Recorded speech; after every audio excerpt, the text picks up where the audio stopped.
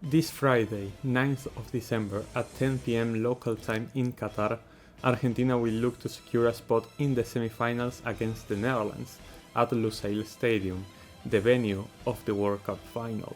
This is a huge clash between two teams that came to the World Cup with a clear intention to win it, but both are currently being doubted of their ability.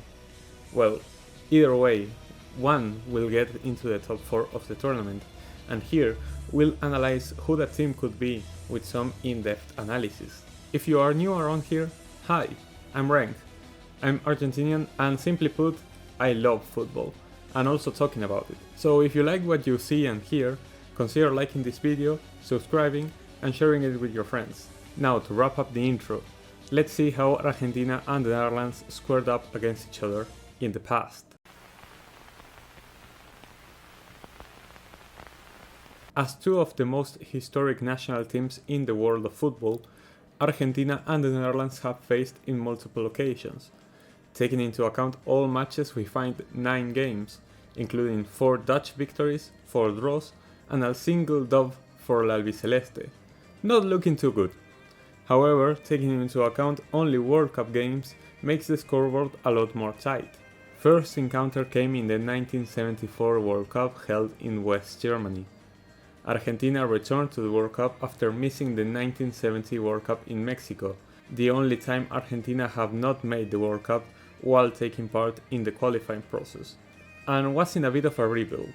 The Netherlands, on the other hand, hadn't made a World Cup since 1938, reason why they were an unknown team to many, but they would make everyone remember them.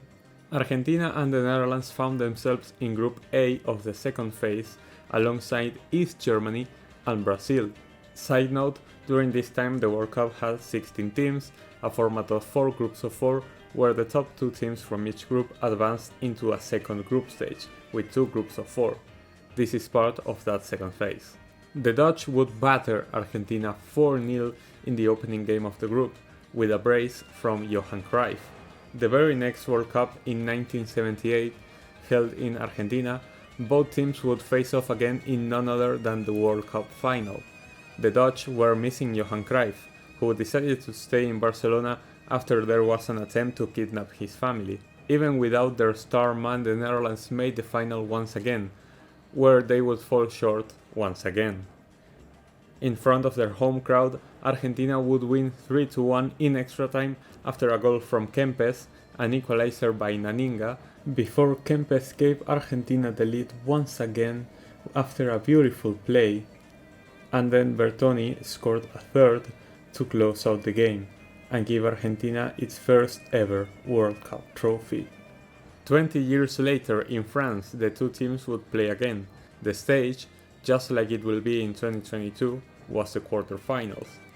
Patrick Kluivert would open the score for the Dutch in the 12th minute, before Claudio Lopez made it level 5 minutes later. The teams traded blow for blow until Arthur Newman picked up a second yellow card in the 76th minute, sending Argentina into the offense trying to make the most out of the men advantage. In the 87th minute, Ariel Ortega dived trying to get a penalty, and once Edwin van der Sar went over to lash at him, Ortega responded with a headbutt, which earned him a red card. And only 3 minutes later, in the 90th minute, Dennis Bergkamp scored one of the most beautiful goals of that World Cup, one of the most remembered as well, as it gave the Dutch the late winner and their ticket to the semifinals. In the 2006 World Cup held in Germany, Argentina and the Netherlands would share the group of death with the Ivory Coast golden generation of Kolo Touré, Yaya Touré and Didier Drogba, and the wild card of Serbia and Montenegro.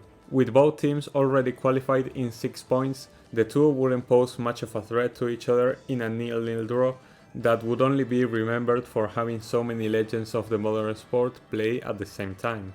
And of course, the last encounter between the two, semi-finals of the 2014 World Cup in Brazil, where after a very cagey and tense 0-0 draw, the team that would go to the final would be determined on penalties, where Sergio Romero would become a hero and would deny the Dutch the chance to make back-to-back finals while putting Argentina in one for the first time in 24 years.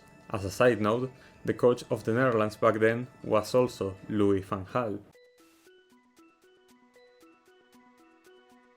Both the Netherlands and Argentina topped their respective groups this World Cup, the Netherlands with 2 wins and a draw, while Argentina did so with 2 wins and a loss. Both teams have kept 2 clean sheets out of 4 games. Argentina made a better job at getting the ball back than the Dutch have. Argentina has 81 ball recoveries, while the Netherlands has 54. Argentina has more possession than the Netherlands. Even though both teams share 88% pass accuracy, Argentina have almost 400 more passes completed than the team in orange. The Dutch have been way more clinical in front of goal. La Albiceleste have fired 57 shots, while Holland have had 38. Out of those 57 shots, 28 have been on target for Messi and company, while out of those 38, 15 have gone between the sticks for the Dutch. The difference being, Argentina have scored 7 goals and the Netherlands have scored 8. The fact Argentina have twice the amount of shots on target and still have less goals can mean 2 things: goalkeeper intervention or less dangerous shots. I personally think it's a bit of both. Louis van Gaal will most likely run with his already tested 3-5-2, with a backline of Virgil van Dijk, Nathan Ake and Jurrien Timber, with Matthijs de Ligt being another option.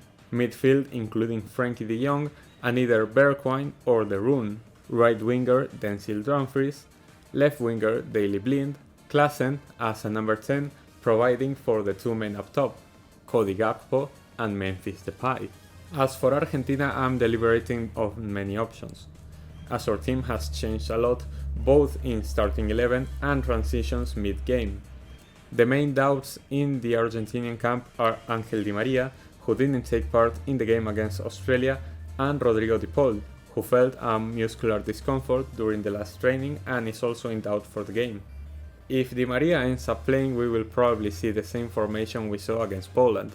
Centre-back duo of Otamendi and Romero, Molina right back, and Acuña as a left back.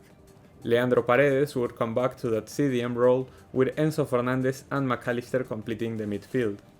Having Paredes is huge, since it would allow Enzo freedom to move higher up the pitch and create danger closer to the box with dribbles, assists, and long-range shots.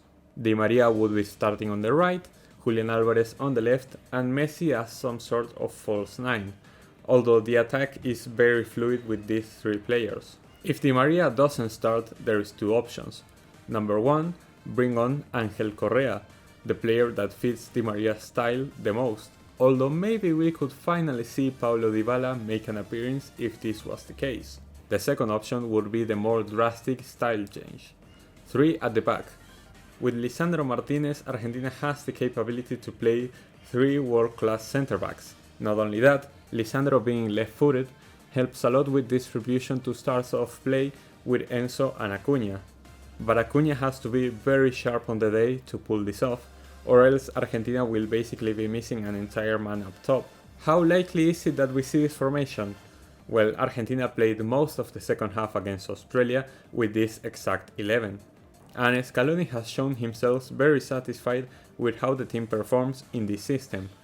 However, it seems more of a formation to hold onto a lead rather than to get one, so I think it's very unlikely we see this kind of formation from kickoff. In conclusion, this promises to be a great game that could go down in history. This is the first true test for both teams, who have up until this point played against quote-unquote weaker opposition, and both have left many doubts in the eyes of neutrals. Both teams are convinced they'll come out victorious, and both know this is the game to win if they want to have a shot at the trophy. My prediction? You thought?